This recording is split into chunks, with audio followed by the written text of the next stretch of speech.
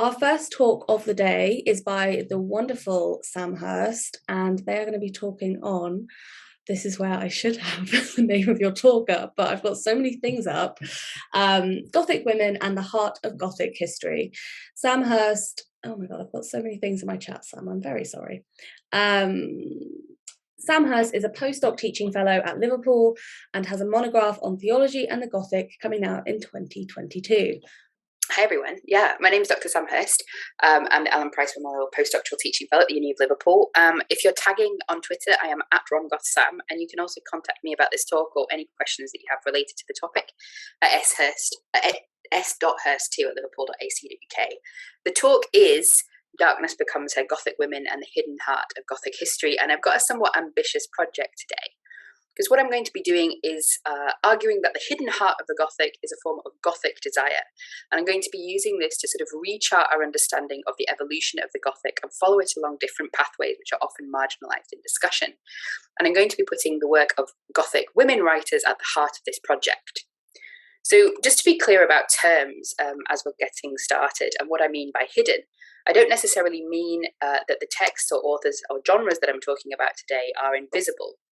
Indeed, you'll probably be familiar with a number of the works that I'm using, either through criticism or through popular culture. However, it's always relevant when we're talking about popular texts to think about the difference between popular culture and criticism, and the connection to visibility. So, obviously, popular text will often be visible in popular culture, either well-known and or popular. But these texts may be erased or marginalised in criticism, either as texts or authors, or more specifically in relation to their importance to the genre or to its development. So the texts that I'm going to be talking about today are made both visible and invisible in criticism in various ways. There has been some attempts to create visibility. So the second wave feminist reclamation of women writers from the 18th and 19th centuries, for example, have highlighted the importance of key Gothic figures like Anne Radcliffe, Cara Reeve, or Sophia Lee. There have also been individual studies on authors both lesser and well known, so people like Charlotte Dacre or Charlotte Smith, and also studies of the subgenres which are routinely disregarded in Gothic studies, things like the Gothic romance, as we find in Laurier Page's 300, the Gothic romance wave, However, what tends to happen is that the research undertaken in these studies is still not quite integrated into the broader kind of conception of the Gothic as it appears in both the popular imagination and in the critical field. In fact, many of the texts and authors we'll be talking about today might be regarded as exceptions. So, for example, in the 18th century, we have Radcliffe, in the 19th, the Brontes or Gaskell, and in the early 20th, Daphne du Maurier. They're seen as being integral to the Gothic, but as being rather the exception to the rule. Women are often made invisible, and many of the text genres and authors we're talking about today are made invisible in the Gothic through a variety of means. Partly this is to do with the narrativization of Gothic history, which often focuses on a history of Gothic evolution linked to horror, terror, and fear, which favours works produced by male writers. Even in the Reclamation, which is the kind of narrativization of the female Gothic, we still find female narratives, writers, and genres being partly erased, either because they're not respectable enough or because of inherited narratives from earlier discussions. So we talked about Anne Radcliffe as an exception. This arises from the work of Walter Scott, where he picks her out as being central to the development of the genre, but as being an anomaly and qualitatively different to all the other women writers of the period. And both this reverence for Radcliffe and this dismissal of other women writers has been inherited by our critical traditions. We also find more broadly that forms of the Gothic associated with women, such as the Gothic romance, they're frequently erased in terms of an understanding of their centrality to the canon. They're seen as being derivative forms. However, we're going to be pushing back against those narratives today, pushing back against the kind of standard conception of Gothic evolution. Now, if we're looking back to the 18th century, what is sort of the standard narrative is the start with Walpole in 1764 with the Castle of Otranto, the efflorescence of the Gothic in the 1790s with two distinct schools, the Terror Gothic, sometimes known as the female Gothic, and the Horror Gothic school, sometimes known as the male Gothic, associated respectively with Anne Radcliffe and the Monk. And then the sort of diminution of the genre until it finally peters out in around 1820, or becomes removed from popular importance in 1820 with the publication of Charles Maturin's Melmoth the Wanderer. In the 19th century, we see a revival of the Gothic, but also the proliferation of different pathways of influence and evolution. So there are key texts, of course, such as Frankenstein and then the Brontes' works of Jane Eyre and Wuthering Heights, which are connected respectively to the development of science fiction and, of course, popular romance. More broadly, genres that are seen as arising from the Gothic within the 19th century are ghost stories and sensation novels, then moving on to the fin de siècle, texts like Dracula, the Picture of Dorian Gray and Jekyll and Hyde, and then on into the 20th century and an unending proliferation of genres, from weird fiction, often associated with H.P. Lovecraft, to the work of Daphne du Maurier and its influence on the paranoid women's film, the detective film and the noir, also to the literary Gothic and the utilisation of the Gothic by marginalised populations to express their own experiences and historical traumas, and of course, horror. We see this evolution from terror to horror, developing through the claustrophobic horror of Rosemary's Baby, the satanic excesses of The Exorcist, or through the monster movies, going from Nosferatu through Universal to Hammer horror, and then the seemingly endless proliferation of subgenres of horror that we're familiar with from the late 20th and early 21st century. Now, what we find in this history of Gothic evolution is the heart of it is ideas of fear and excess, the supernatural, horror, and often transgression. But what I'm wanting to do today is map some different pathways of Gothic evolution. Not to say that this doesn't exist or these pathways don't exist, but they're not all that we can find and all that we can see, nor are they the most important necessarily. Instead, I'll be taking genres and subgenres which are frequently made invisible or marginalised in relation to broader discussions of the Gothic, and placing them at the centre of our discussion today, including the genres that I have on screen at the moment: Gothic and paranormal romance, women's weird, urban fantasy and the occult detective, spirit fiction and occulture, queer or sapphic Gothic, and working class Gothic, working class women's Gothic particularly. I'll be asking the question, what happens if we don't centre fear, but instead centre desire? And what would happen if we viewed women's Gothic not as incidental, marginal, or formulaic, but as central to the Gothic and its development, consistently, and not just through key figures like Anne Radcliffe? I'm going to be talking about a wide range of texts today, and some of these pictures will give you a hint about the types of genre and types of text that I might be looking at. So that's a little bit of a sneak preview for some of the things we might be talking about. But it's worth noting that in trying to track these pathways of Gothic evolution, I won't be able to follow clear linear lines. There's going to be multiple forkings in different directions, doubling back and interconnections. I'm also not going to be able to cover everything produced by women in the Gothic, self-evidently. I'll be trying to focus particularly in the discussion of the 20th and 21st century on writers who have received less critical attention. But I'm also not going to be able to cover those who have been marginalised because there's simply too much. Forms of the Gothic, such as erotica, dark romance, the British girls comic, children's Gothic, young adult, dark academia even, are not going to be something I have time to mention particularly today. So sorry if you're waiting for something that I don't discuss. I'm not suggesting it's not important, I just only have the time that I have.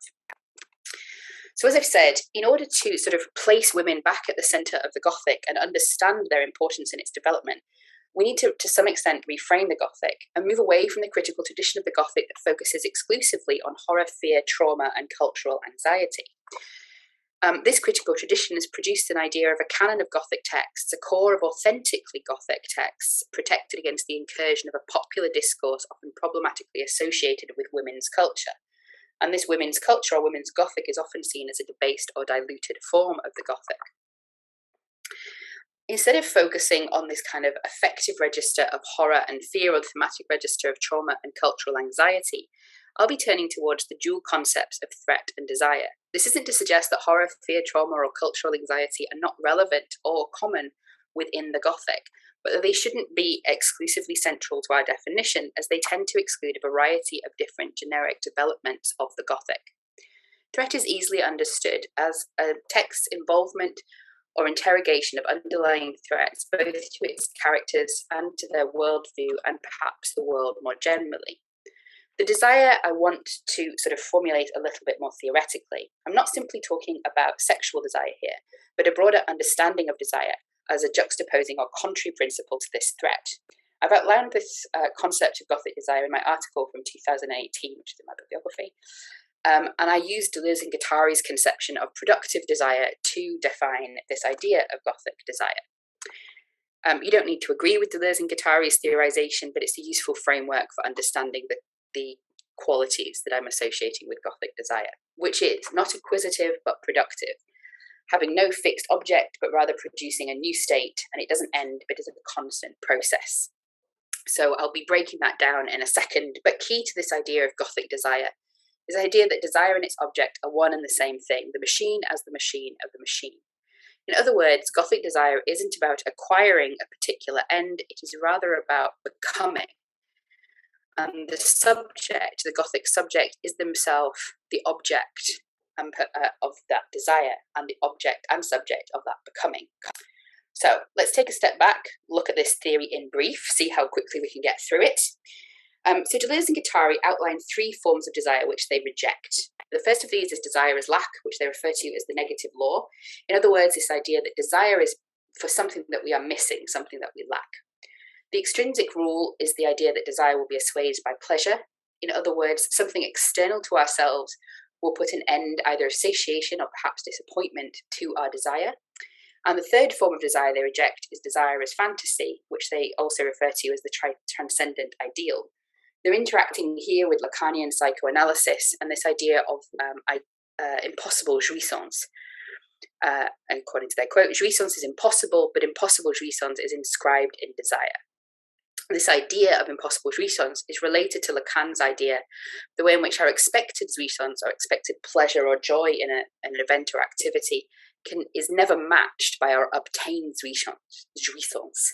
So effectively, that expected jouissance is literally and definitionally impossible, but that impossible jouissance is inscribed in desire. It's fundamental to desire itself, so desire is always fantasy. Deleuze and Guattari reject these forms of desire, and there's three sort of key components to them that are found in all these forms of desire, which they equally reject. So the first is the idea of desire having a fixed unknown object. The second is the idea of desire as acquisitive, wishing to obtain something as the object or end of its desire. And the third is the conceived desire as having an end point of satiation or disappointment. In contrast to this, productive desire and Gothic desire is not about acquisition, but is about production. So instead of viewing desire as a lack, it instead is about creating connections between machines or the individual components of reality and creating new realities. Instead of seeking to end desire by its fulfillment, desire is viewed as a continuous process, with the goal being a plane of consistency of desire, a constant becoming, rather than a become or an acquisition. In order to experience this desire and live it out, we have to disarticulate the strata that nail us down to the dominant reality. So they refer to the organism or the body, significance, idea, our place in as a signifier in the dominant system of meaning, and subjectification, the idea of ourselves as individual and alienated subjects. So, to put it briefly, this idea of Gothic desire is one that is not acquisitive, but rather productive. It's about becoming rather than acquiring. It's also one about a constant process rather than something that looks towards a specific endpoint. And necessary to this production of desire is transgression, the breaking of boundaries, and the disarticulation of that which stands in our way. So, having looked at this theory, I want you to bear this juxtaposition in mind as we're discussing the evolution of the Gothic. But these contemporary, sort of contrary principles are always in action, a Gothic desire juxtaposed against a Gothic threat. Looking now to the beginning of the Gothic, you might expect me to start with Walpole, as I literally always do, but not today. Instead, I'm going to be looking at Clara Reeves, the Old English Baron from 1778. Although Walpole's place and importance in the development of the Gothic is clear, it's really in Clara Reeves' 1778 novel that we see the Gothic changing its trajectory into what it will become in the 1790s. Arguably, she is as important, if not more important, figure in the development of the Gothic. Controversial. What she seeks to do is to build on Walpole's project, combining the marvellous and the probable, but adding to that the pathetic, So she's marrying together the fantastic and the sentimental, bringing the sentimental novel into play as well. The sentimental novel, of course, is interested in the discourses of sensibility and sentiment, and it represents an attempt to rewrite and recreate society alongside different moral, ethical, and social lines. But these moral lines, particularly, are both privilege and restrict women. That's something to bear in mind. Her main contribution to the genre is arguably in relation to the supernatural. She points towards the excess in Walpole's version, the falling helmets, the giant swords, and suggests there is a redundancy, with a machinery so violent it destroys the effect it intended to excite, instead exciting laughter rather than attention.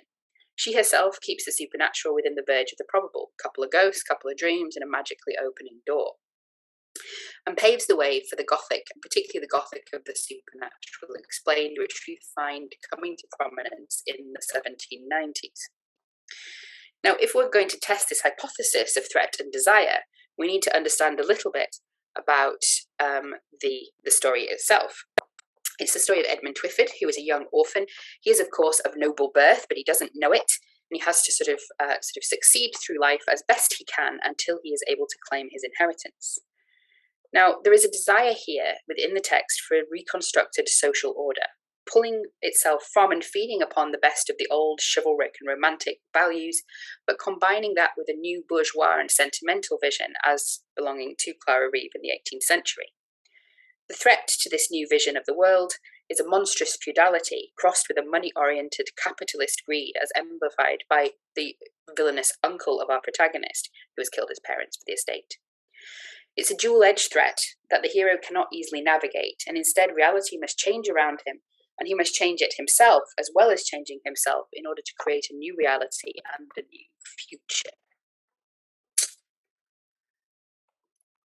It's impossible to talk about the continued development of the Gothic without mentioning Anne Radcliffe, and although I've noted that I reject the idea that Anne Radcliffe was completely different from all of those around her, it's impossible to ignore her importance in the 1790s and her popularity, both to the development of the genre more generally, but also to its respectability particularly.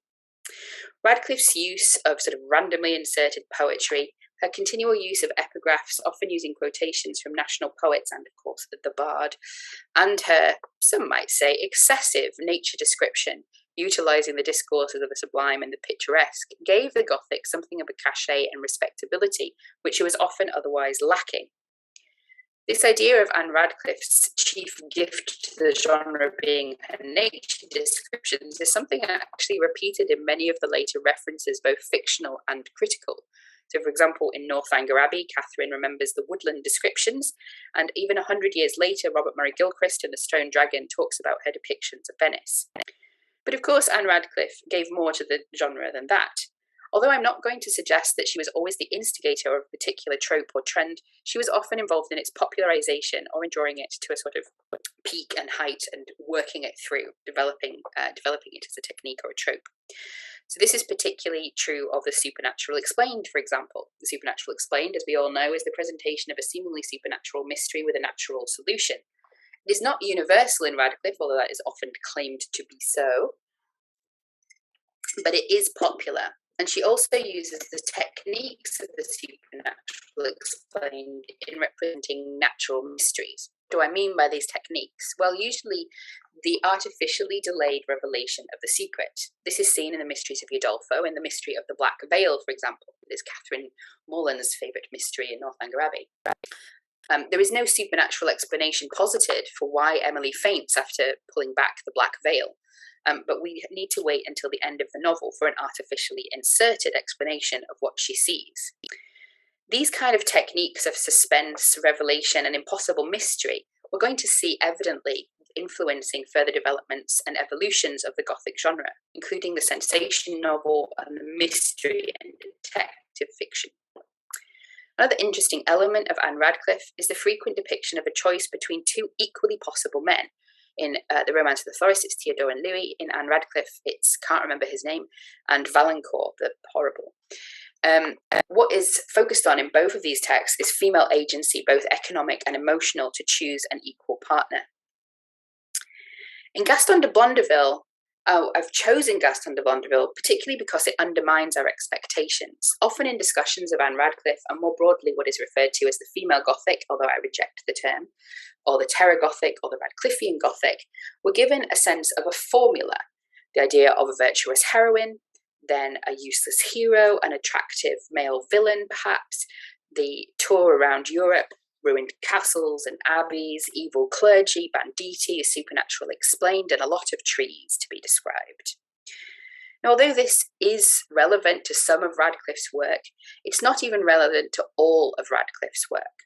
Indeed, these formulaic ideas of genre are often deployed against genre fiction, and particularly against genre fiction associated with women, to depict it as formulaic and derivative, and diluted and debased. And Gaston de Blondeville is a worthy kind of antidote to that narrative of a formulaic Gothic, because here we don't have a virtuous heroine, but rather a middle-class merchant hero. We have an excess of the supernatural, and instead of a focus on Southern Europe, we have a focus on medieval Britain, with some sort of detailed historical research on everyday life and on the politics of the period. Angela Wright has pointed towards the keen political engagement of the text, and in my own work I've pointed towards the theopolitical engagement with the contemporary discourses of toleration and comprehension, suggesting the possibilities of the Gothic novel in the period beyond that formulaic notion of their content. Now, Walter Scott suggested that Anne Radcliffe was not only the most popular of the Gothic writers, but indeed started her own genre, and was something of an exception to the dross that surrounded her. Now, I object to the principle. I object on principle to this, but it's also seen to be untrue if we look at some of her supposed imitators. One thing that leaps to the eye if we're discussing Charlotte Smith is the date of her first novel, from 1788, a full year before Radcliffe wrote her first novel. Charlotte Smith, incidentally, is better known as a poet, and you'll see this as a continuing trope in our discussions today, that many of the writers we know have survived in memory through their connection to other genres rather than the Gothic, and have been displaced from their position in the Gothic canon.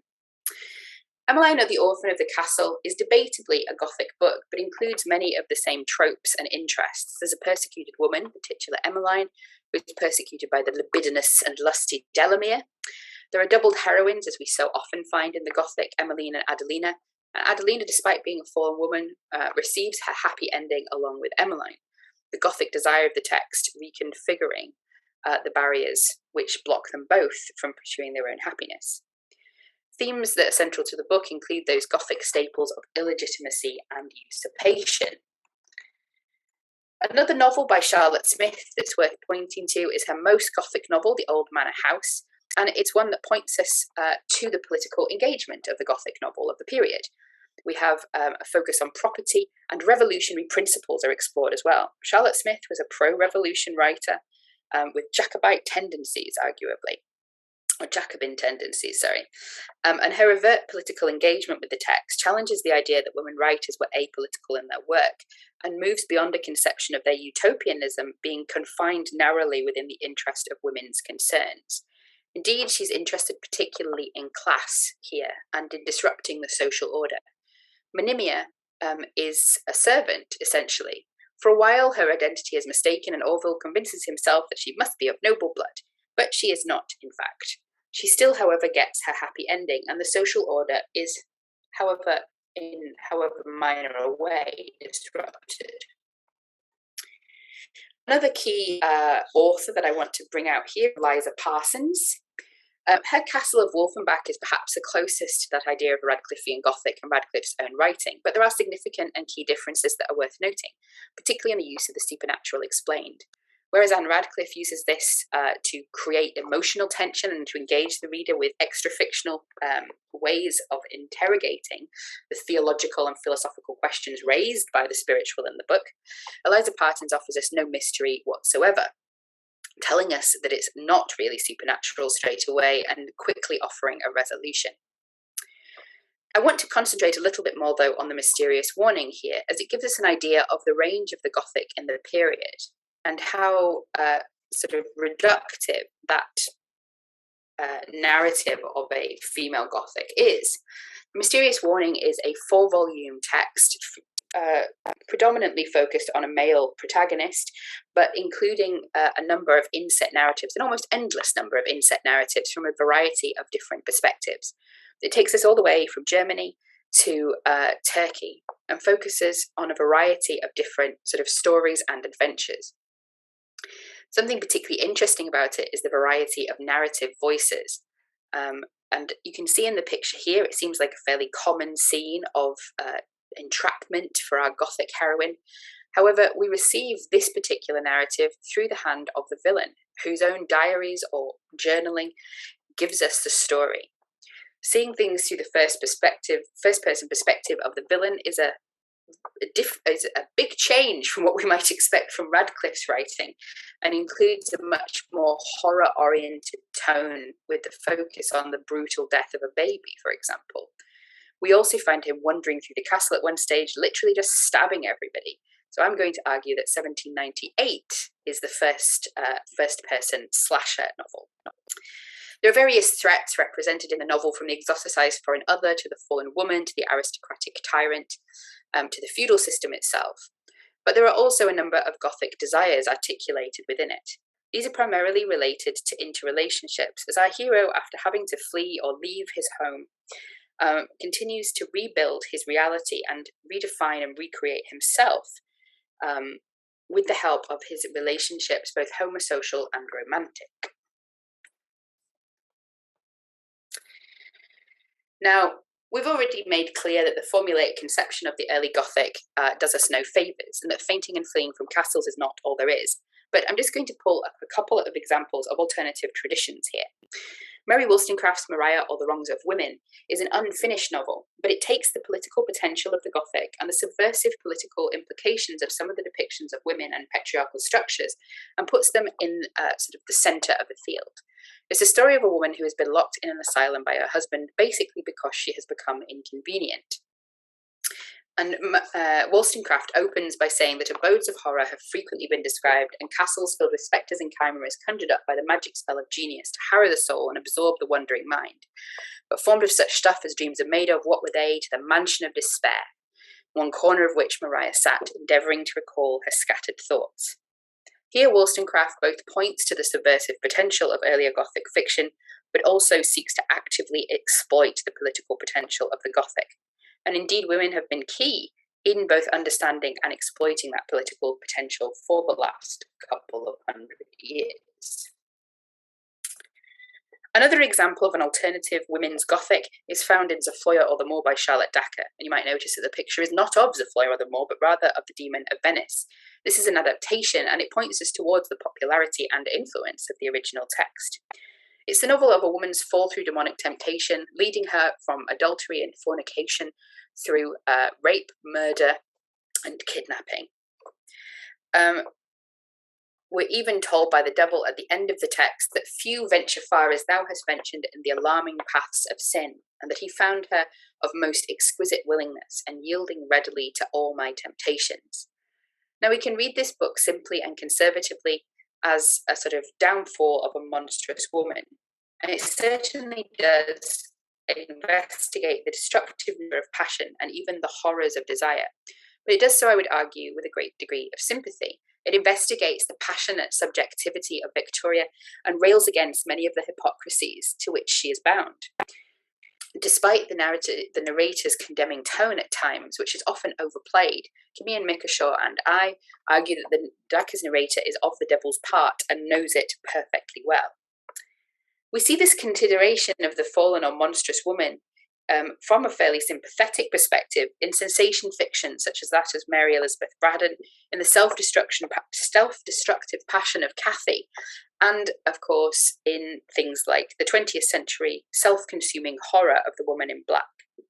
Taking the femme fatale and the monstrous woman out of the hands of men, she becomes not only a monster, but the focus of the reader's sympathy. And what is unveiled is her aching, desiring, desperate heart, which is at the centre both of her being and of the texts which she occupies.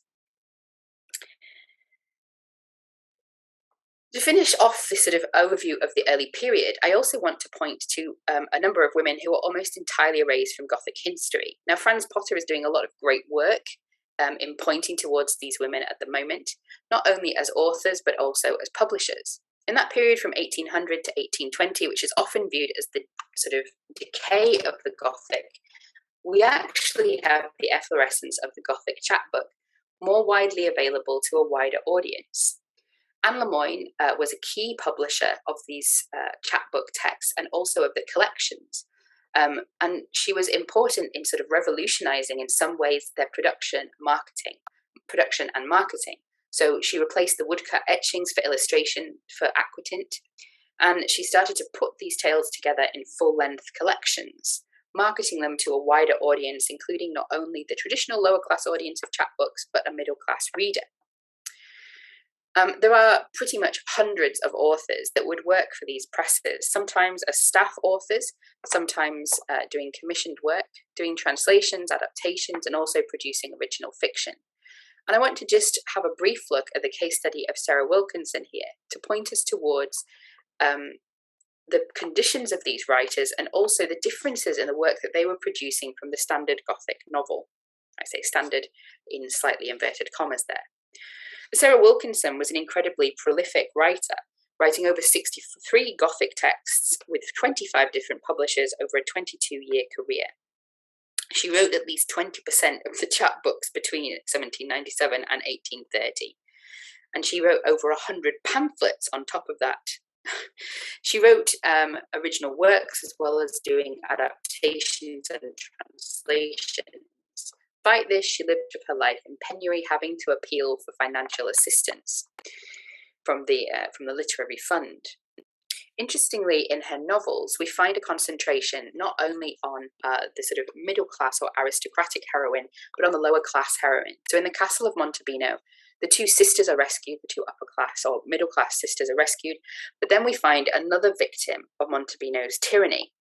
In an attic room, there is a woman feebly reclining on a bed, whose children have died in her confinement. And we find out that she's the daughter of a shoemaker who has been fooled, made the mistress of our villain, and then gradually confined. So we're confronted not with the threat that is posed to the noble heroine, but rather the realities of life underneath the oppressive class and patriarchal system. These women are not those who are attempting to avoid threat, but to live through harm already caused. Now, turning to the 19th century and the evolution of the Gothic, I've already noted the importance of the ghost story, but when we talk about the ghost story, we tend to associate it with a range of different male authors. So you might recognise the pictures here. We've got Charles Dickens, Henry James, and M.R. James are key figures. However, during the heyday of the ghost story from 1850 to 1880, and it did continue in popularity into the 20th century, women really continued to dominate this field, producing over 50% of the texts, although the final number cannot be known due to the sort of practices of anonymous publishing and the loss of many of the works. Some works were published in collections such as Charlotte Riddell's Weird Tales, but we also have the majority being published in periodicals. Household Words and All Year Round were key publishers, and Amelia B. Edwards, Elizabeth Gaskell, and Rosa Mulholland were frequent contributors. We also had women involved not only with the writing of stories, but in the production of these journals themselves. So we have Charlotte Riddell and the St. James Magazine, Mary Elizabeth Braddon with Belgravia, the Middlebow and the Mistlebough, and Ellen Wood with Argosy. Now, I don't have time to introduce you to all of these different writers, or even to name them, but I want to introduce you to a few perhaps of the most famous. We have Lettice Galbraith, Edith Wharton, Elizabeth Gaskell, Marjorie Bow and Amelia B. Edwards, Edith Nesbit, Florence Marriott, Rosa Mulholland, Ellen Wood, Charlotte Riddell, Bithia Mary Croker, Rhoda Broughton, Margaret Oliphant, and behind Lucy's face, Mary Elizabeth Braddon.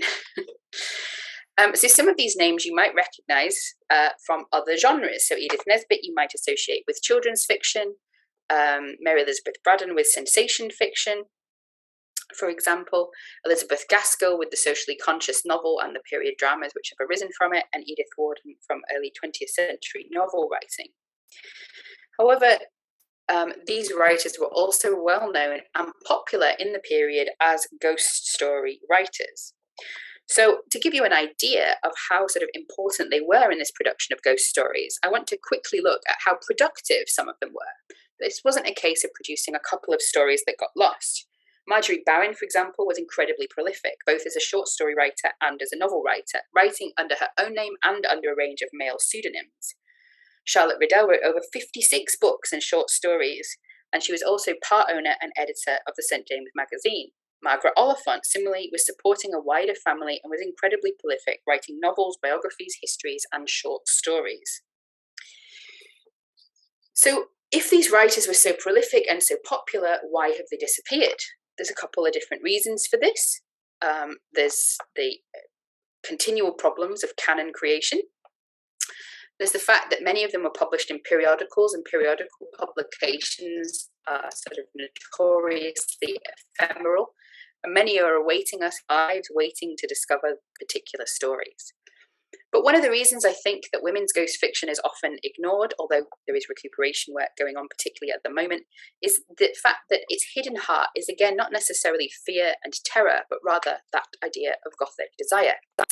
Rosemary Jackson has noted, women turn to the ghost story in order to extend our sense of the human and the real beyond the blinkered limits of male science, language, and its rationalism.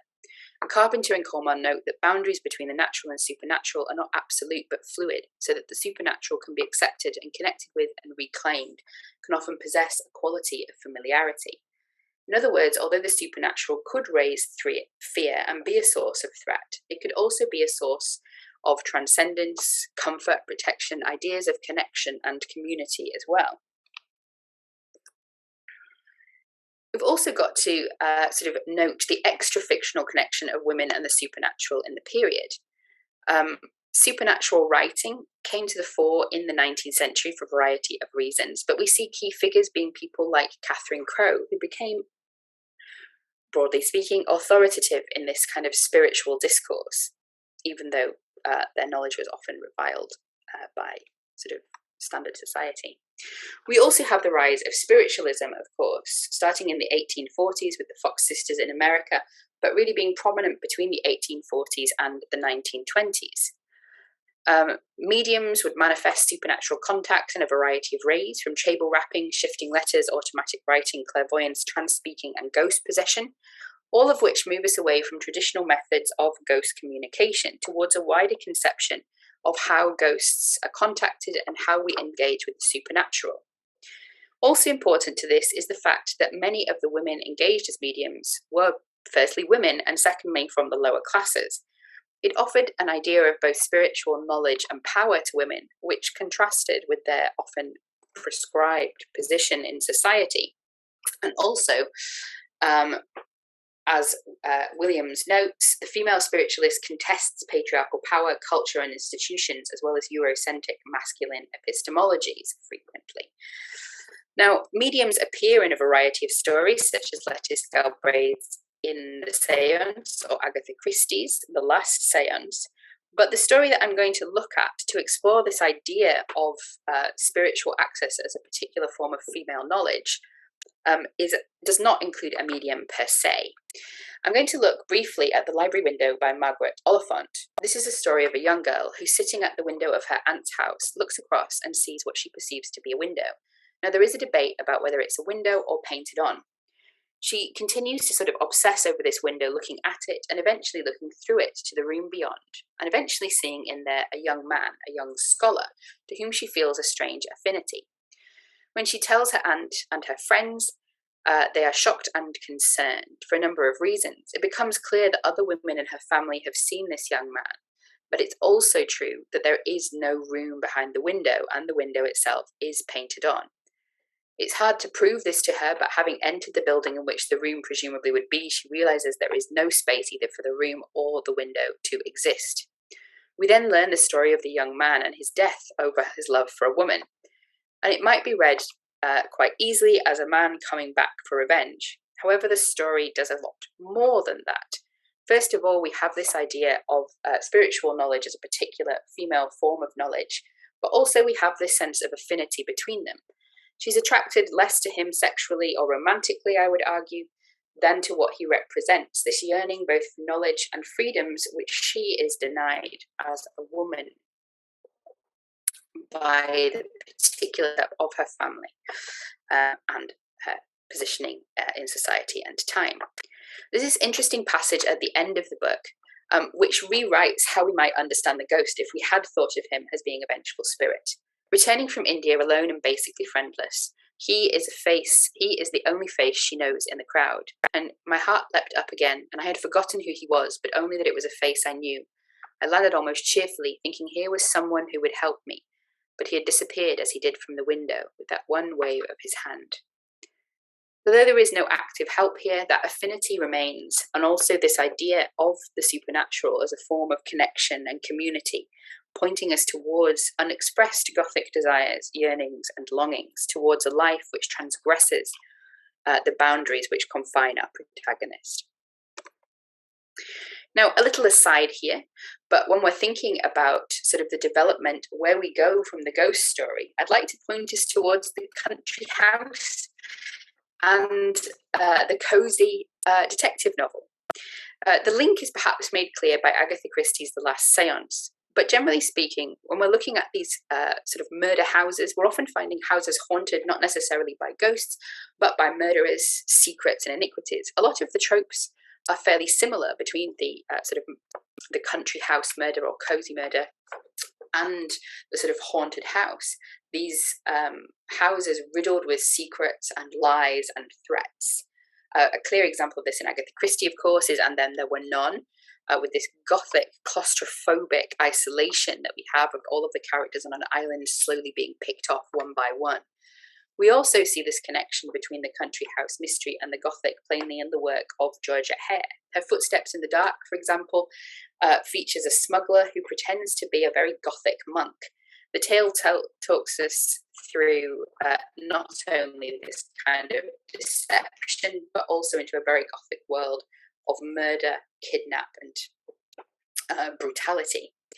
Similarly, Penhallow borrows from the Gothic, as this cover makes clear, which is a very Gothic romance cover, not at all appropriate to the content of the novel itself. But here we have again a tyrant lording it over the house, driving its inhabitants to misery and psychological disillusion, driving one to murder and another to suicide. That was a little detour. I'm back on track now.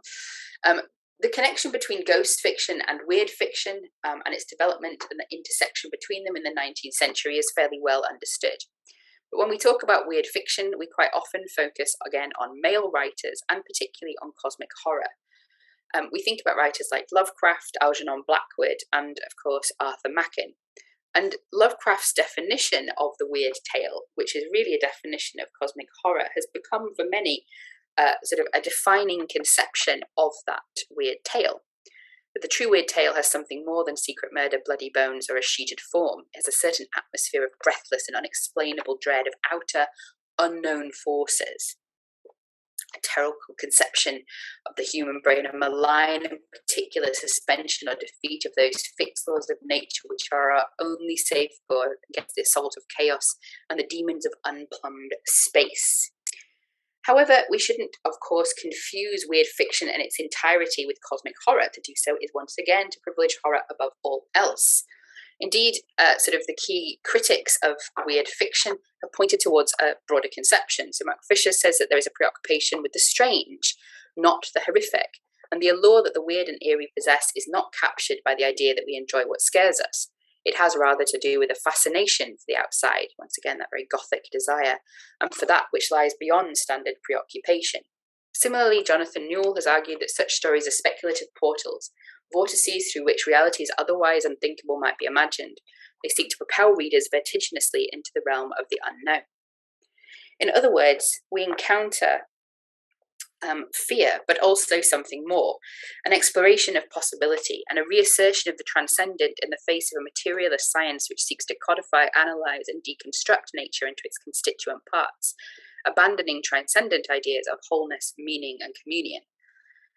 What we find in weird fiction is a form of the supernatural which isn't confined by traditional and existing narratives of the supernatural. And bearing in mind this broader conception of the weird, we can look towards the women's weird. Now, some critics have suggested that Frankenstein is the first text within the women's weird, but we're going to be looking at a slightly later period, and I'm going to be borrowing here both from the theorization and the anthologizing work of Melissa Edmondson, who points towards a specific tradition of women's weird with its own themes and interests. Edmondson notes that some themes are connected to real-world social concerns that become even more frightening when placed in a weird context, including an interest in traumatic pasts that are impossible to escape. Other stories, she argues, take on universal human fears and the dark inner selves that we try to overcome and keep hidden, that deal with the darker side of human nature and its own revenants, jealousy, greed, ambition, morbid curiosity, and prejudice. However, we shouldn't confine this sort of focus to fear, instead recognizing that the supernatural in these tales can also be connected to comfort, awe, connection, and even protection. I'm going to illustrate that from a couple of stories that I've selected from these 2 volumes. I've actually picked Let Loose by Mary Cholmondeley not because it illustrates this point, but because it's an early example of the women's weird. In its tale of a hand loose in a crypt, it definitely prefigures Emma James' later work and points towards the importance of women in the development of weird fiction as we are familiar with it. The Green Bowl by Sarah Orne Jewett is quite a sapphic text, talks about 2 female companions going on a journey and meeting an older woman who gives them a green bowl.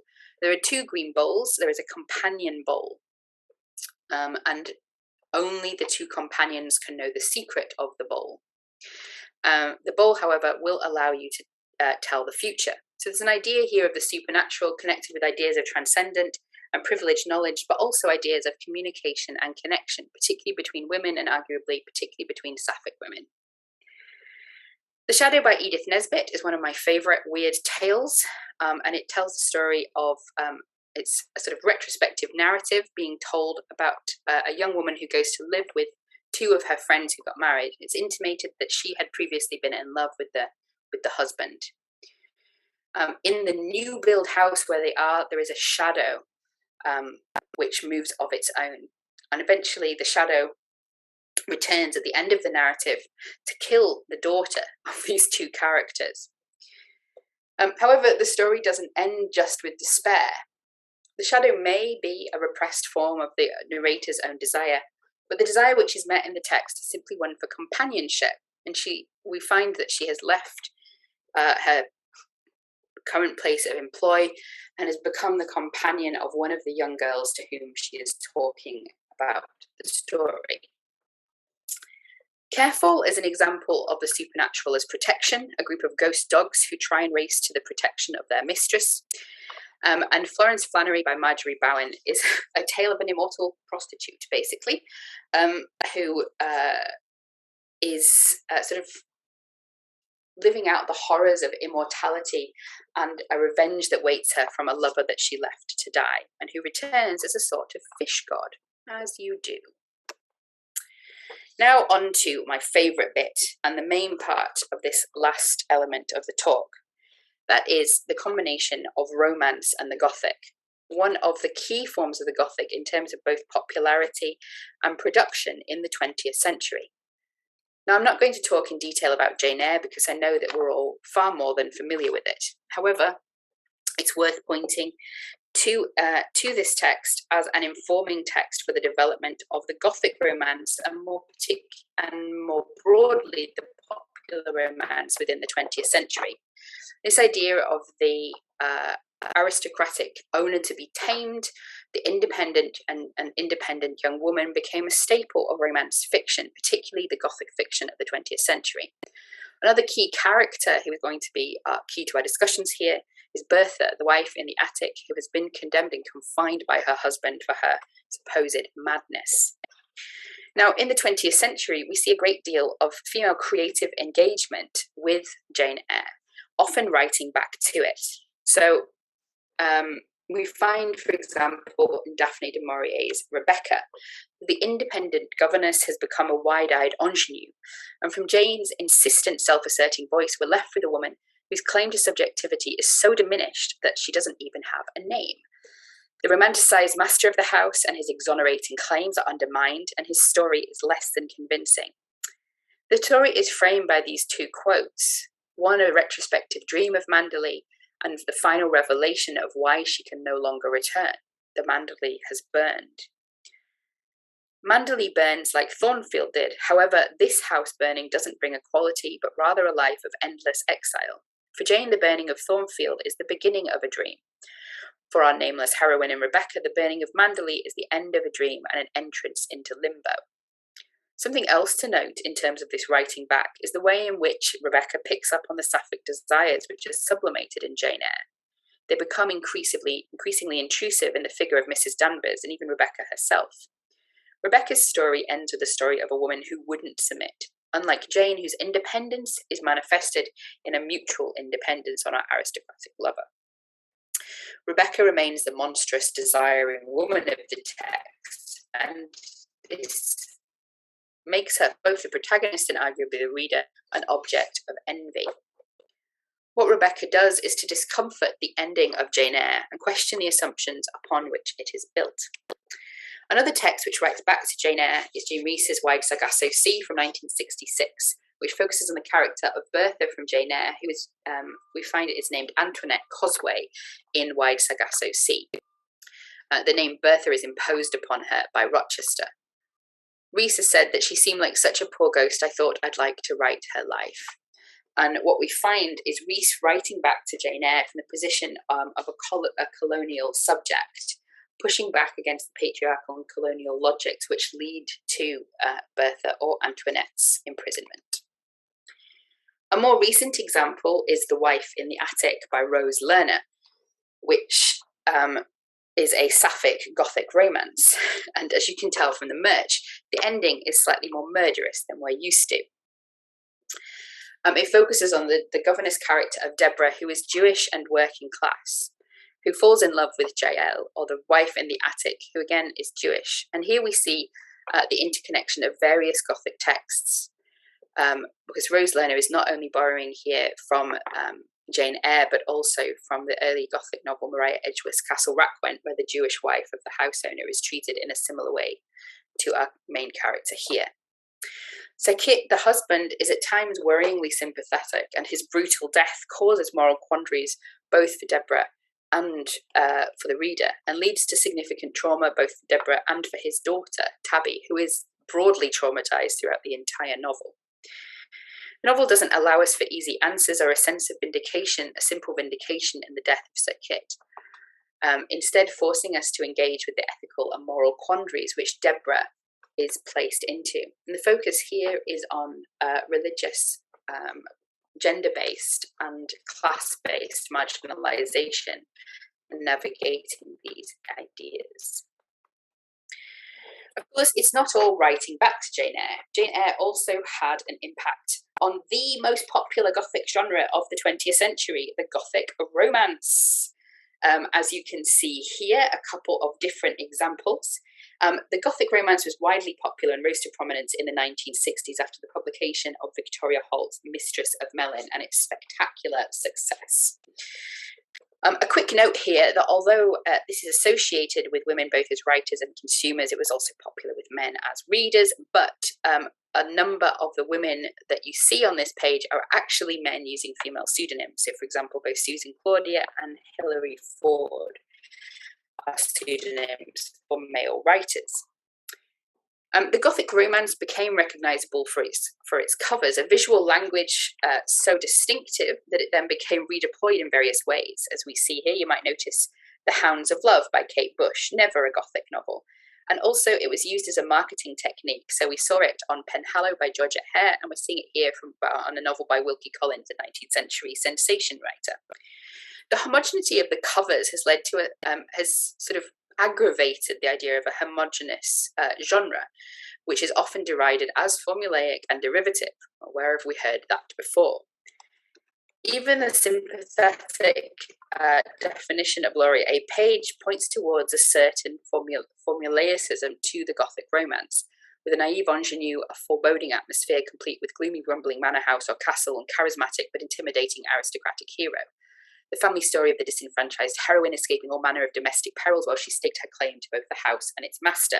However, we do find a lot more variety than that suggests.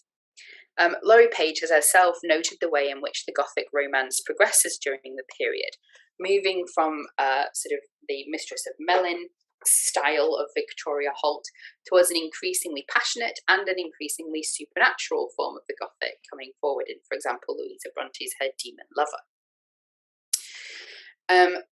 We also find a variety among the texts and features which are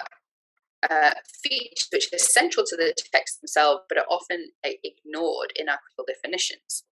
So, for example, Mistress of Mellin and Trembling Hills are widely differing texts. Both do focus on heroines, but whereas the Mistress of Mellin, the main character of the Mistress of Mellin, is going to an isolated country house, Phyllis A. Whitney's Trembling Hills shows a heroine moving to Chicago with her mother. The situations are completely different. From a domineering master in the Mistress of Mellin, we have a quiet hero who's, I think, an insurance agent in the Trembling Hills, and presents no threat whatsoever to our heroine. Something that they both have in common is the centrality not of the male-female female relationships. In Mistress of Mellin, as in many other Victoria Holt novels, there's a seemingly kind of endless set of female doubles who are all interacting with each other, and sort of in combination with which the heroine is defining herself. In The Trembling Hills by Phyllis Whitney, the central conflict is between our heroine and her domineering tyrannical aunt. So as you can see, there is a certain range going on, and also features such as that focus on female interrelation is something widely ignored in discussions of the genre. Now, I also have to note that there has been, particularly in recent years, a writing back to the Gothic romance. So there is an endless cycle of regeneration and response within the Gothic, a constant reimagining. We see books that talk back, rewrite, and reimagine for the current day, not as a parasitic form, but rather as a continuation, addressing the silences, the omissions, and the violence found in early versions of the genre. For example, in Gaywick, the first gay Gothic romance, we find challenge the heteronormativity of the Gothic romance. In Mexican Gothic, its rooting in whiteness and colonial logics. And in C.M. Rosen's The Crows, and I don't know that she thanked me for counting it as it was talking back to the Gothic romance, but we see a heroine going into a new and fairly creepy castle. A central relationship is developed, but moving away here from both heteronormativity and allonormativity, it's a queer platonic relationship between her and the local cannibal. We also see a working class heroine who is asserting her agency, but is also being sort of undermined by an eldritch determinism. Messes with quite a lot of the different motifs of the Gothic romance while keeping some of its forms and writing back to it from a fundamentally queer perspective. If you've ever come to a talk by me before about Gothic romance, note my particular hobby horse is the way in which narratives of the Gothic romance frequently ignore the working class romance. I've noted in my own work that if we can trace back the Gothic romance through Rebecca to Jane Eyre, we can also trace back the working woman's romance to Jamaica Inn of sort. We find a model for a different type of Gothic romance in it, where the threat is not a mystery to be untangled so much as the necessity of navigating an overtly dangerous world, both literally and in the figurative sense of maintaining moral and personal identity. For our heroine, Mary Yellen, who finds herself among a pack of smugglers and wreckers, unable to decide who is on her side and trying to forge a way for herself, not to succeed and obtain anything, but simply to survive. It also, Jamaica Inn is useful here to point us towards one of the other main 20th century sort of manifestations of the Gothic in televisual period dramas and adaptations, such as the three we find here of Jamaica Inn. In a slightly sort of later manifestation of this, what I'm talking about when I talk about the working class women romance is really thinking about the regional working class women's romance as exemplified by Christine Marion Fraser. As already mentioned, it's rarely sort of included in an idea of the evolution of the Gothic, but it deserves its place. These texts focus on working class characters, often in a particular regional setting. The particular themes within this series are illegitimacy, family secrets, usurpation, rape, murder, violence, and threat. You can see key features of the Gothic itself. Something to note in these working class women romances is that the threats, for example, of sexual assault, rape, murder, poverty, joblessness, etc., are not simply threats with which to control the noble heroine, but rather become a reality, or a lived reality which must be survived. The transgressive desires of the text focus often on the relationship with a quiet hero, not a dark master, but one who is protective, comforting, and supportive. The transgression comes in the popularity of the trope of the quasi-incestuous relationship with a stepbrother. The desexualized stepbrother is depicted as representing no threat to the heroine, and therefore becomes the romantic focus of the book. As I've noted previously, in a world which not only recognizes but focalizes the inequalities of class as well as gender, a hero who upholds or represents both of those systems of oppression holds little appeal to those who are already victims of them. Therefore, the aristocratic hero is notably absent. Another example of this is found in the Rag Nymph by Catherine Cookson, set in the Manchester slums. An important part of the regional working class romance is the concentration on a particular regional setting and the historicisation and exploration of that setting. The Rag Nymph focuses on the tale of Millie Forrester, who is sort of orphaned, not quite orphaned, but de facto orphaned after her mother is picked up as a sex worker and later commits suicide after she is trafficked. And see quite heavy themes straight off the bat. Like many working class Gothic romances, there is an overt focus here on sexual exploitation, abandonment, and destitution, with Millie Forrester having to navigate her life after her mother's death with the help of the rag woman Annie. Again, we have a quasi-incestuous relationship with her adoptive brother, Ben. A very quick aside here, but one thing that's always annoyed me in discussions of the Gothic is the way in which the neo-Victorian is valorised and the working class romance is thrown into the skip. But there are key connections between them, both in terms of thematics and techniques. A good example of this is found in Sarah Waters' Fingersmith, which, like the Rag Nymph or Jamaica Inn, focuses in part on a criminal underclass in an urban, in this case, in an urban setting. Also, of course, focuses on transgressive, in this case, sapphic desire. Sarah Waters is also an interesting example of this neo-Victorian Gothic. It's Sarah Waters' Affinity, bringing together many of the themes that we've talked about today, including female oppression and spiritualism, the asylum, and many of the key features that we've looked at already. Now, the romance, the progression of the romance in the 20th century and into the 21st century is one of the key features of the evolution of the Gothic, as Joseph Crawford has already mapped for us. He notes that this journey where we take the Gothic villain and the Gothic hero becomes combined with the Byronic anti-hero to create the Byronic hero or anti-hero of novels like Jane Eyre and Wuthering Heights, and into the 20th century becomes the non-literal demonic lover of the Gothic romance like Mistress of Mellon. Often it's also influencing popular romances such as Dearest Demon by Violet Winspear and Satan's Master, which uses demonic imagery in its depiction of its hero. We also find it in sort of the Gothically influenced historical romances such as Lynn Stone's The Arrangement, which includes it's a whole story, guys, about someone pretending to be their own brother.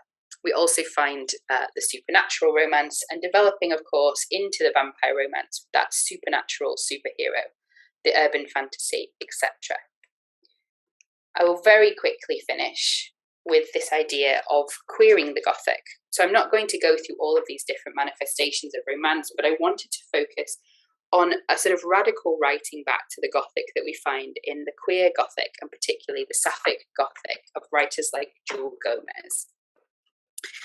In queering the Gothic, I don't mean simply the insertion of LGBTQ characters, but rather a broader and more radical conception of queering, in which we see the destruction or disarticulation of heteronormative, but not only heteronormative, also cisnormative and allonormative structures.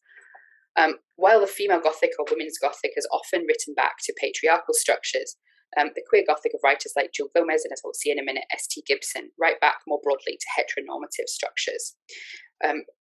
Jules Gomez produces a lesbian feminist interpretation of vampires and deconstructs the archetype of the vampire, which is so deeply embedded in culture it's difficult for a new vision to replace it.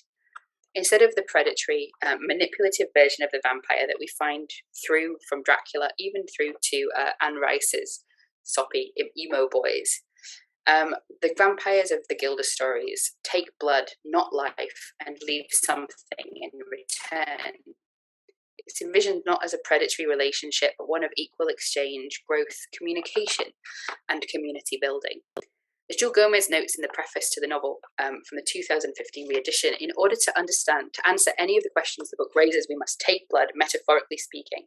That is, we must learn how to break through the surface, find the deep, dangerous place where blood flows without hurting one another, and share all that we know and love in order to survive. Blood becomes both literal and a metaphorical way of building new realities and new communities. Similarly, in The Dowry of Blood by S.T. Gibson, we see a radical queering of the Gothic, a rewriting back directly to Dracula. Our heroine, Costanza, is one of his 3 brides, and tells us right at the beginning, it was never my intention to murder you. However, we find her breaking free from the abusive relationship, finding comfort and reassurance in the other brides and the polyamorous bisexual relationships that they enjoy together. And we find this final revelation of Gothic desire at the end. One final promise to make you, she says, and I hope I will never break it, to live richly and shamelessly and with my arms wide open to the world. Your memory will fade to shadow, and I shall never speak your name again. So I've given you something of a tour here, pointing towards the work of women and its centrality to the Gothic and its development.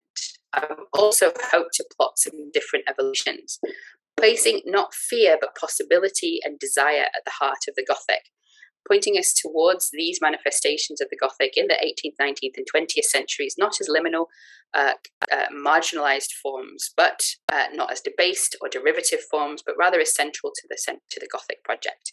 Sorry if I ran over a little bit, and thank you for listening. Thank you so much, Sam. That was super interesting. I particularly liked the queer Gothic and the romance Gothic elements, but then I would, because that's my sort of topic. I'm also going to apologise in advance. My puppy, well, she's not really a puppy anymore.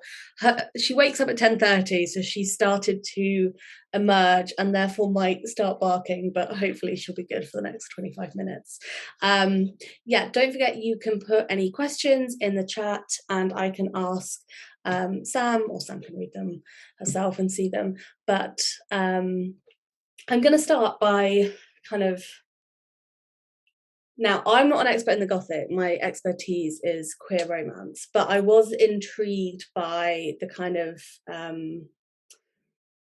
because I know that the Gothic romance became really big in the 1970s, and then obviously you have Gaywick. Did you have any lesbian equivalents of Gaywick during that period, or was that sort of its own separate thing? I don't know is the answer to that. I've never found one. I think sort of the equivalent that I found, and it's a very different one, is the Gilda stories, which is kind of the lesbian Gothic of the 1990s to me. So I haven't found something. It doesn't mean it doesn't exist, particularly because it's much harder to track down sapphic romances, as we know. So I would love to find it if it is there. Gaywick is just kind of the most obvious. There's also Master of Seacliff and all of the modern ones like John Eyre and James Eyre and all of those. But yeah, I would be interested in finding out more. But yeah, I need to do a lot more kind of digging, properly go for it. No, it can be hard sometimes to track down the more.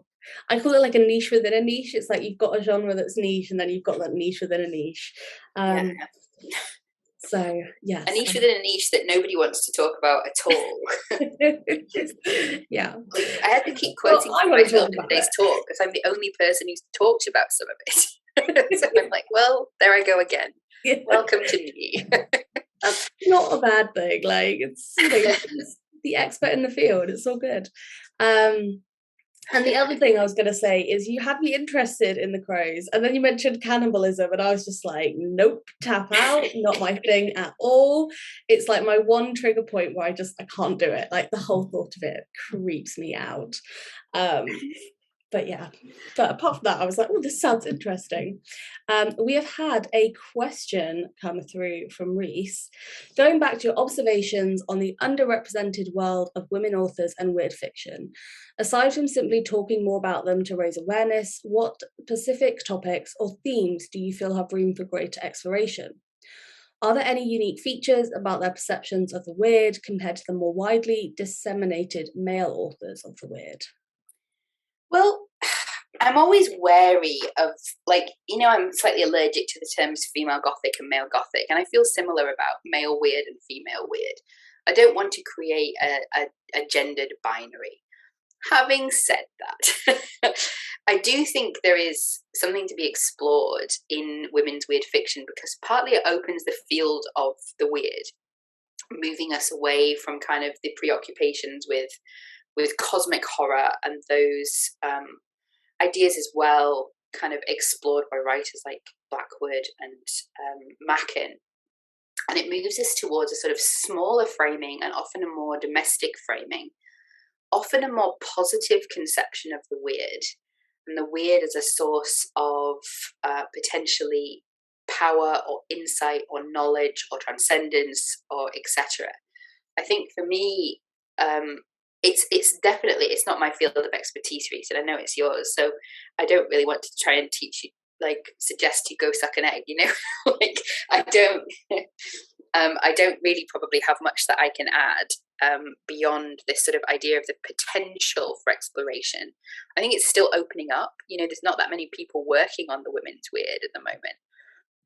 And so it's kind of a bit of an open field to like dive into, I think, and really pick apart.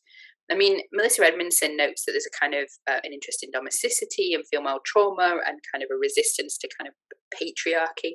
As you find in anything with the female and the Gothic combined, there's always that emphasis, isn't there, in critical discussion of it. That's not to suggest that we shouldn't have that emphasis. It's just, familiar. But I think I'm interested in it again for sapphic reasons, as usual.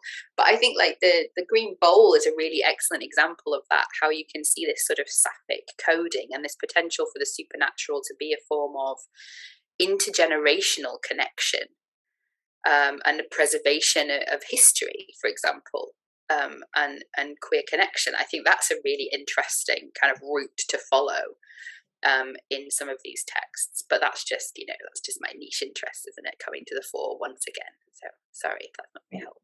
We have had a question come through on the chat from Jennifer, and also Jay has put her hand up. I'm going to go with Jennifer first, and then Jay, I'll let you come on and ask a question. So Jennifer says, thank you so much for a fascinating presentation. I'm also unfamiliar with Gothic literature, but as a film and drama historian, I noticed lots of interesting crossovers with melodrama and the obscuring and degenerating of ideas associated with female spirituality. And I just wondered if you'd come across ideas to do with the pathologizing of women's experiences / hysteria and female excess as reasons for the exclusion of women writers in Gothic literature. Oh, that's really interesting. My primary field is the 18th century. So in terms of kind of the depth and level of research in the 19th century, where that would be becoming a particularly prominent concern, I imagine, and then in the 20th century, I've looked into it less. I can certainly see that connection, of course.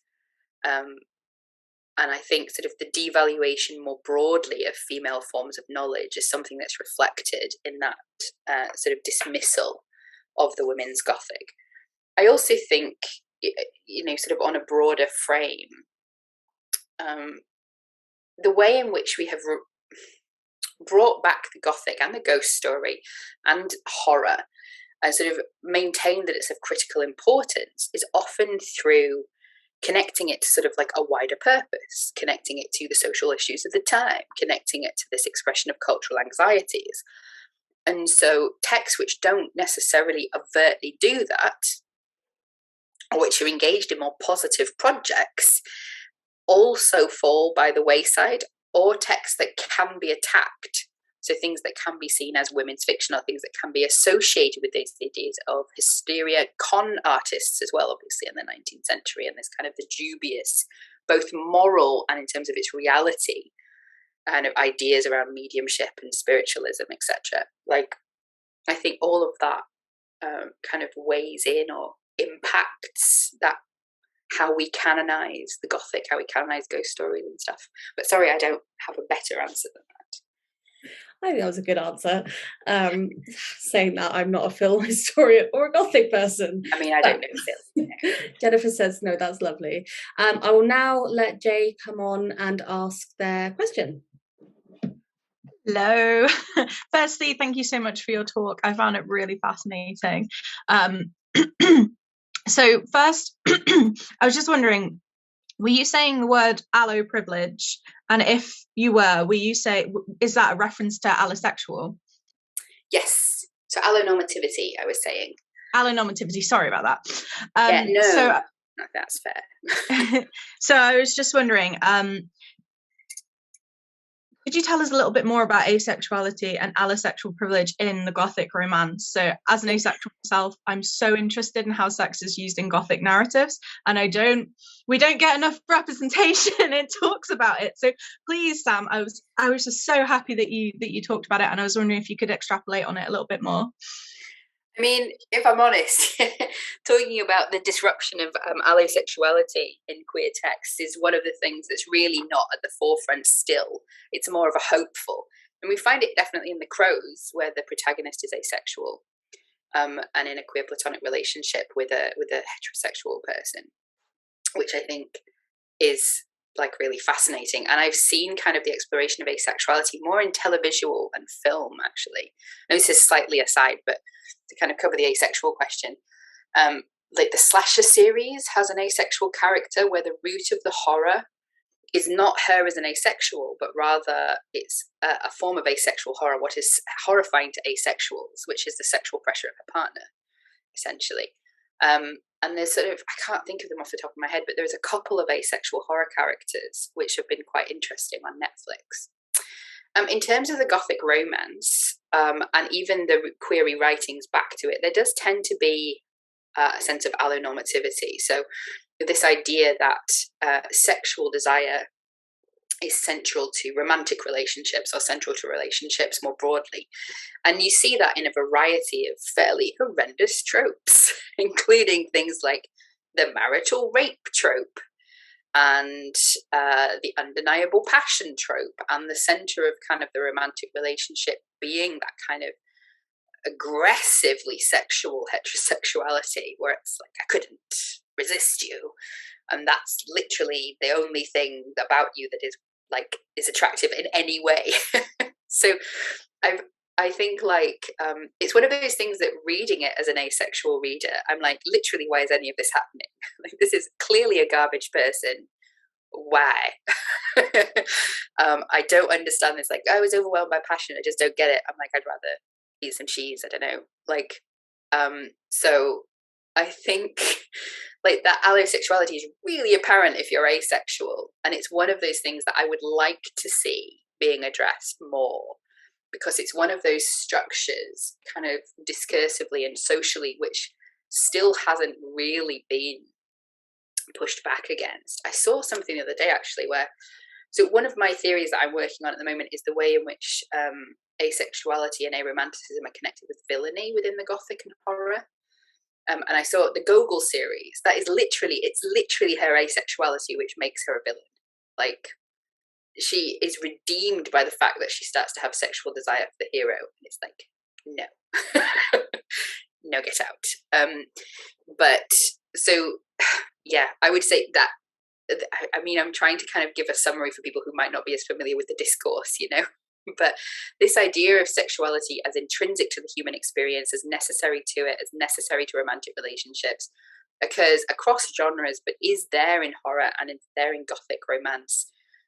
You have ace-coded villains quite frequently, irritating, and you still get it just kind of discursively within those Gothic romances of like, oh, I could never love before, but now I can, and now I'm a proper human being. It's like rolling my eyes into the next sunset. Thank you.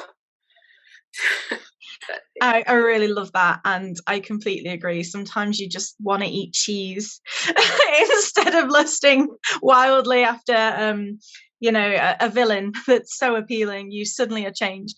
So no, thank you, Sam. I just loved hearing that. Thank you. I mean, I get the villain is right. I love a murder lady, you know what I mean? But like, I love them aesthetically.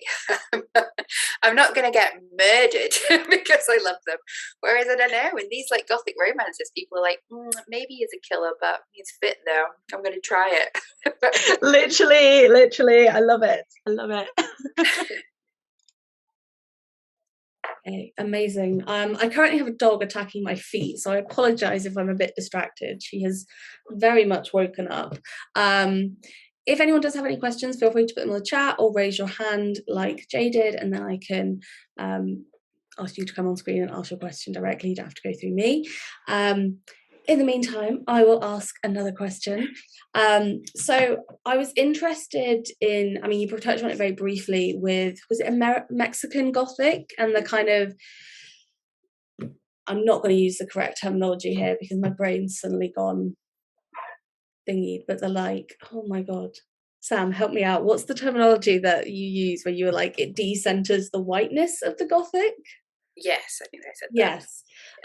Because like the Gothic I've touched on, which is very briefly when I did my kind of like looking at the history of queer romances, it is very white and its origins are very white.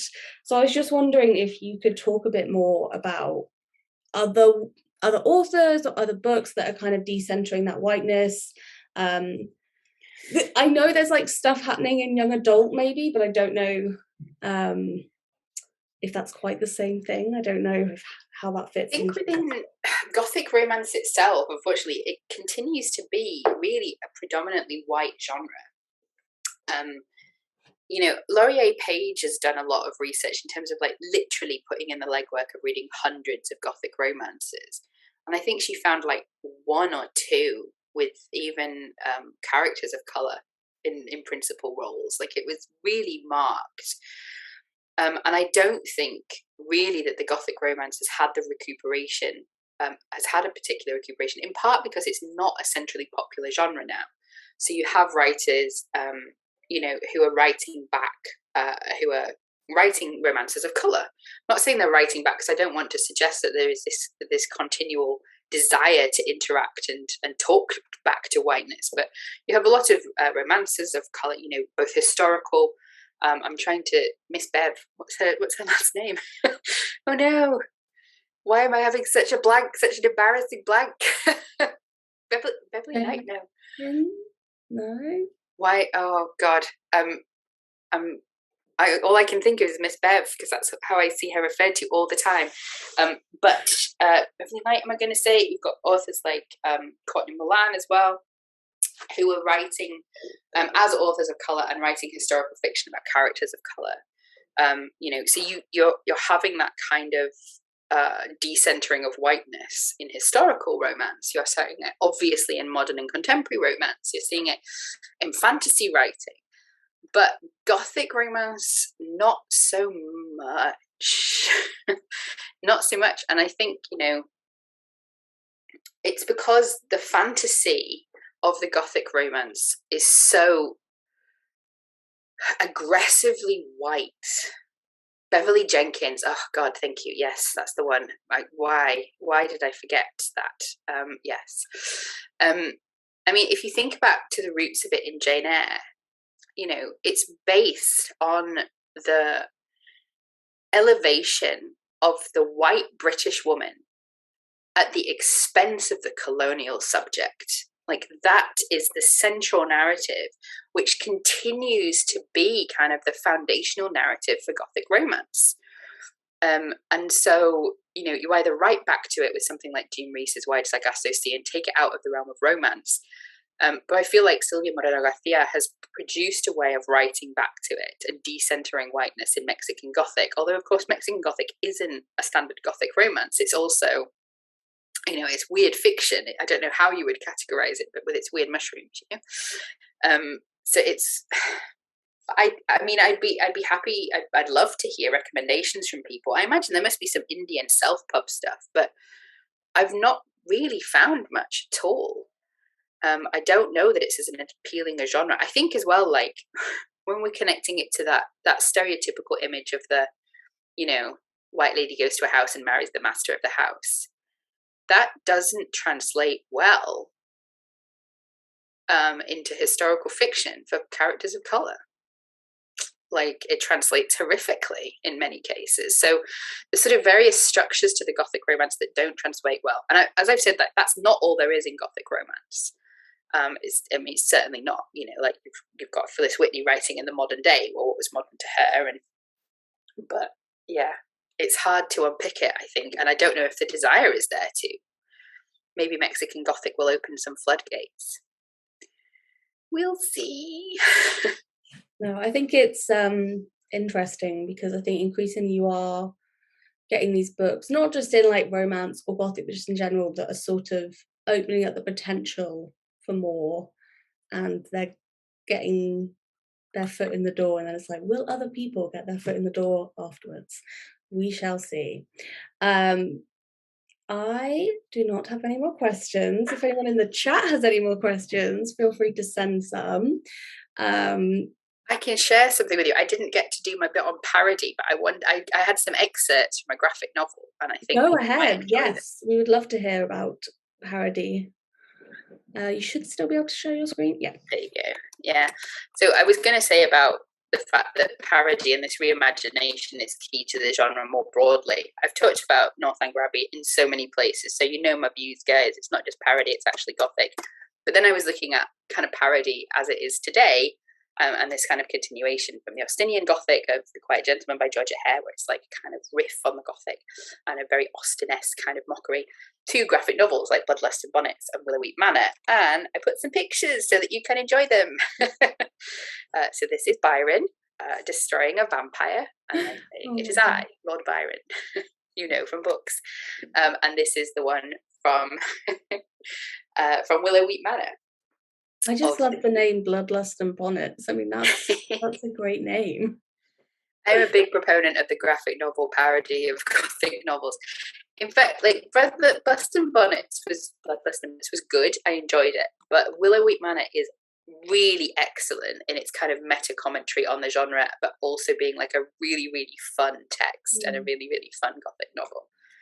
This is me just bringing in my own sort of personal geekiness, but Doctor Who did that episode set with like Byron, and I think it was meant to be when they were having the competition to write, when Mary Shelley wrote Frankenstein, but then it was I'm pretty sure it was then a Cyberman who turned out to be the like ghost-like figure. So is that like Gothic, weird fiction, weird TV? Where does that fall into the... I mean, when people ask me about genre, I'm usually just like, yeah, genre. I feel like this idea of the Gothic as a mode and kind of tracking these evolutionary pathways and influences works well for me without trying to like say it's like Mexican Gothic. It's clearly a rewriting of the Gothic romance, but it's also not confined to that one genre. I think the same, we do see the influence of the Gothic across a vast range of cultural products.